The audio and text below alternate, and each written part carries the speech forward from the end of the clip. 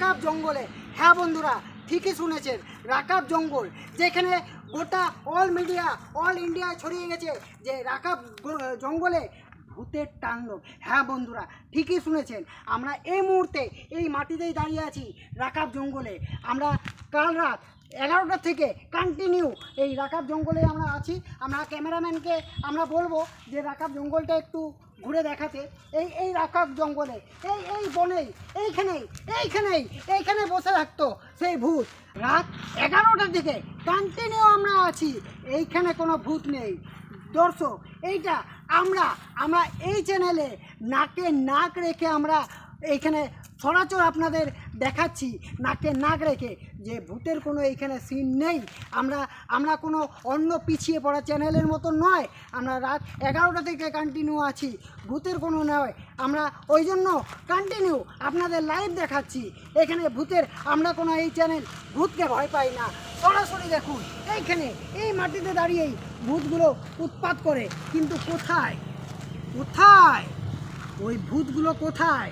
আমরা এইখানেই আমরা আসছি, একজনকে পেয়ে গেছি। আমরা এই মুহূর্তে সেই 0 পয়েন্টে আছি। আমাদের কাছে এই রাকাব জঙ্গলের এক প্রতিবেশী আমাদের কাছে এই মুহূর্তে আছে। তো আমরা দাদা জানতে চাইছি, এই যে রাকাব জঙ্গলে যে এখন মিডিয়ায় যে ছেয়ে গেছে যে ভূত পাওয়া যাচ্ছে, তো আপনার মতে কি এটা? আমি তো এখানে লোকাল বাসিন্দা, তো আমি যতদূর জানি যে এখানে গাঁয়ের লোকের মুখে শুনেছি যেখানে একটা ভূত বলে কিছু জিনিস আছে।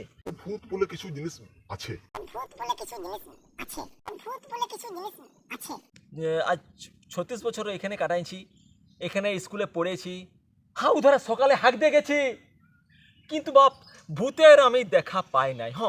তবে হাতি বেড়াইছি, ছোট ছোট হাতি বেড়ায় মাঝে মাঝে, ধান খেতে ধান খাই দেয়, ঘর ভেঙে দেয়, মানুষের ক্ষতি নাই করে, কিন্তু ওগুলা করে ঝামেলা একটু। কিন্তু আজ পর্যন্ত ভূতের আমি দেখা পাই নাই। মানে এত ঘন জঙ্গলে সূর্যের কোন সময় সূর্যের আলো তো ঢুকে। এই বাবা, ওটা কি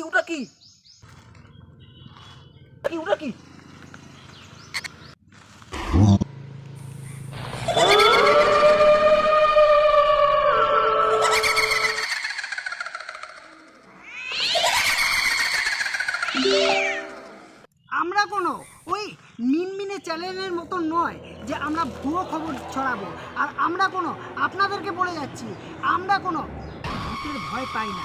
আমরা ওই জন্য এই রাকাব জঙ্গলেই আমরা এই মুহূর্তে দাঁড়িয়ে আছি। দেখুন কোথায় পিছনে আপনারা কি ভাবছেন, আমার পিছনে ভূত দাঁড়িয়ে আছে, কিন্তু দর্শক ভয় পাবেন না। এই ভূত নয়, এই ভূত একটা কাল্পনিক, একটা ছড়ানো ভূত। আপনারা ভাবছেন যে ভূত আছে, ভূত নয়। এই